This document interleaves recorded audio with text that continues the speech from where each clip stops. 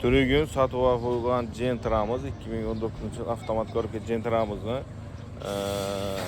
kreditda deb aytadilar, kredit chiqmaydigan bo'ldi odamlardan, shuning uchun qaytadan sotib qo'yatirmiz. Kimda degan naqd puli bo'ladigan bo'lsa, Gentra'mizni yana qaytadan reklama qo'yatirmiz yana. Gentra avtomat 2019-yil 106 ming probeg, kraskasi 100% родной, deb egasi. Balonlar protektori normallaylar desa bo'ladi. 90lik metallar ham bor.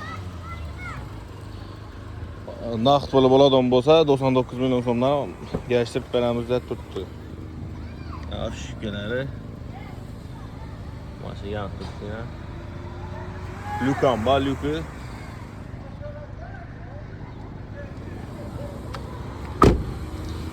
ABS, avaygraf. Shu puli Gentra'da na bo'ladigan bo'lsa hammasi bor.